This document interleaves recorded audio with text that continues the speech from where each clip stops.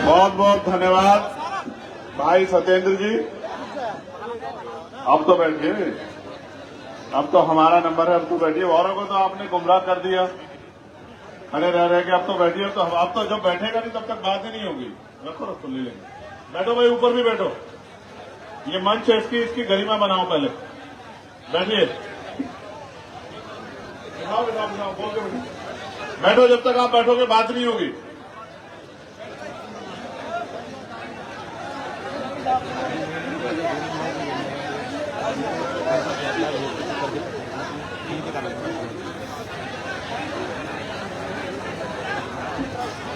आप पे अलग इन्विटेशन भिजवाएं। बैठो बैठो, ये बैठ जाओ। बैठो, आप ही की तो गलती है कि आप पहले कुर्सी पर नहीं बैठे, तभी तो यहाँ खड़े होना पड़ रहा है। बैठो, मीडिया को छोड़ के कोई नहीं खड़ा होना चाहिए। आप भी ऐसा, ये देखो माए बहने बैठी, इनसे सीखो। कब से बैठे, हिल थोड़े रही है अपनी जगह। देखो तुम मेरे इनमें कितना फर्क है। बैठो, तभी बात होगी। हम इसलिए नहीं बिठा रहे हैं तुम्हें कि कोई गोली चला देगा तुम्हारे बीच से, डर से नहीं बिठा रहे हैं। इसलिए बिठा रहे हैं कि जब तुम बात सुनोगे तुम्हारा ध्यान हमारी तरफ होना चाहिए। अगर आप बैठोगे नहीं तो बात ही नहीं बनेगी। फिर लोग ये कहेंगे, मीडिया के लोग लिख देंगे, वैसे भी मीडिया हमारा है नहीं, कि वो तो तमाशबीन लोग आए थे, तमाशा देख के चले गए। जब तक आप मेरी बात पे खड़े नहीं होंगे, लोग कैसे पता लगेगा कि तुम मेरे सिपाही हो? समझ रहे हो? जब तक सेनापति की एक आवाज पे सेना काम ना करे, तब तक कैसी सेना? समझ रहे हो? इसलिए एक पत्रकार मत बनो, ये इनका काम है। तुम्हें और काम मिलना है अभी। तुम बैठो, जो टी शर्ट पहने खड़े बैठो ना। ये पत्रकार भाइयों काम मत करो ना, ये इनका काम है, इनको करने दो। जिसका काम है उसी को साझता है। बहुत बहुत धन्यवाद। क्योंकि बहुत लंबा समय हो गया, मैं ज्यादा समय नहीं लूंगा आपसे, लेकिन बहुत जरूरी बात करनी। और मेरा विश्वास है कि इस बार आप मुझे दोबारा ये कहने का मौका नहीं देंगे दोनों तरफ कि बैठ जाओ। और बहादुर साथियों से कहूंगा, तुम्हारे बीच में अगर कोई अनुशासन तोड़े तो अपने दम दिखा के खींच के बिठा देना। आता है ना बिठाना? हाँ, मैं जानता हूं, मैं तुम्हारे बल को जानता हूं। समय समय पे भारत की धरती पे जन्मे सभी संतों, गुरुओं, महापुरुषों को नमन करता हूं। करुणा के सागर तथागत गौतम बुद्ध, संत शिरोमणि सदगुरु रविदास जी महाराज, भगवान वाल्मीकि महाराज, गुरु नानक देव, संत कबीर, सम्राट मीर भोज जी को भी नमन करता हूं।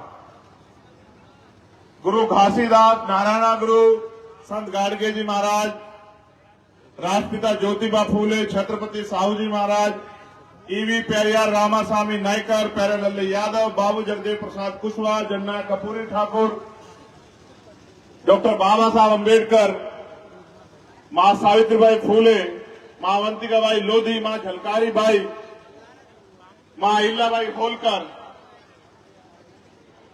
मान्यवर दीना बाना वाल्मीकि साहब और मेरे गुरु, मेरे आदर्श मान्यवर काशीराम साहब को नमन करता हूं। और वो शहीद जिन्होंने अपने जीवन को बलिदान किया देश की आजादी के लिए, शहीद आजम सरदार भगत सिंह, सरदार उधम सिंह, सरदार करतार सिंह सराभा, 58-57 क्रांति के नायक कोतवाल धन सिंह गुर्जर, विजय सिंह पथिक जी को भी नमन करता हूं। सर छोटूराम चौधरी चरण सिंह जी को भी नमन करता हूं।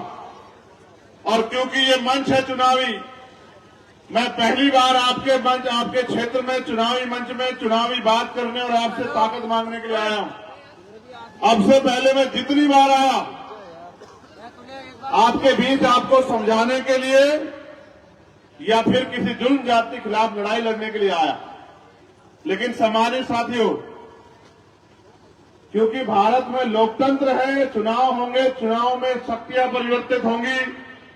चुनाव एक बहुत बड़ा पर्व है जो कमजोरों को ताकतवर बनाता है और ताकतवर को अगर जनता चाहे तो मिट्टी में मिला देता है। मैंने आपसे पहले हमारे बहुत ही सम्मानित नेतागणों की बात सुनी।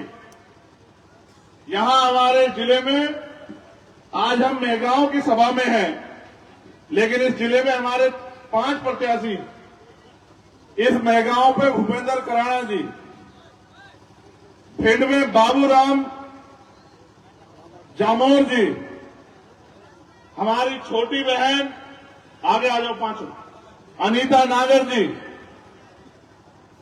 लाहौर हमारे प्रत्याशी हैं अविलाटो कुशवाहा जी, अविलाट कुशवाहा जी, और हमारी पांचवी प्रत्याशी है पूजा नरवटिया जी, जो आज हमारे बीच अभी मौजूद नहीं, उनकी तबीयत खराब है, लेकिन उनके पति यहां हमारे बीच मौजूद। एक बार इन पांचों की तरफ देखो, पहचानो, ये किसी धन्ना सेठ, किसी राजा महाराजे के बच्चे तो नहीं है। देखो, ये किसी उद्योगपति, किसी धन्ना सेठ, किसी माफिया के परिवार से तो नहीं है। और अगर देख लिया तो फिर मैं अपनी बात की शुरुआत करूंगा। देख लिया आपने इनको? चलो बैठ जाओ, बैठ जाओ। 14 अगस्त 1947 भारत अंग्रेजों के अधीन था। हमारे क्रांतिकारियों, आंदोलनकारियों के संघर्ष की बदौलत 15 अगस्त 1947 को हम लोग आजाद हुए। लेकिन ऐसी आजादी के बाद भी कई बार यहां आई, जब मैं अपनी बात रखूंगा आपको समझाऊंगा। 14 अगस्त को जिसकी जेब में जो पैसा था, जिसके पास जो जमीन थी, जिसके पास जो उद्योग था, जिसके पास जो शिक्षा थी, जिसके पास जो व्यवसाय था, 15 अगस्त को आजादी के बाद भी उसमें कोई बड़ा परिवर्तन नहीं। सत्ता अंग्रेजों से ट्रांसफर होके और यहां जो उस समय के नेता आगे बढ़ रहे थे, उनके हाथ में चली आई।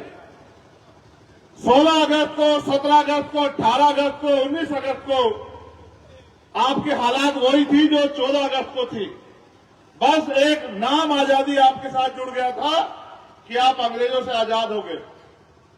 भारत के कमजोर किसान, नौजवान, मजदूर और देश की तमाम महिलाओं को अगर भारत में वास्तविक आजादी मिली तो वो मिली 26 जनवरी 1950 को, जब डॉक्टर बाबा साहब अम्बेडकर का लिखा संविधान इस देश में लागू हुआ। और वो संविधान ये कहता है कि देश के हर एक नागरिक को बराबरी का अधिकार है, स्वाभिमान सम्मान से जीने का अधिकार है, पढ़ने का, आगे बढ़ने का और तरक्की करने का अधिकार है, और इस देश के तरक्की में सहयोग करने का अधिकार।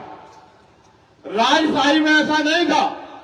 जब हम लोगों के अधीन थे, जब अंग्रेजों से पहले हम मुगलों के अधीन थे, मुगलों से पहले हूण, शक, यवन और तमाम लोगों के हम लोग अधीन थे, राजशाही थी, तो राजा का जैसा आदेश आया जाता हम लोगों को मानना पड़ता था। राजा के दूत आके जो कह देते थे उसके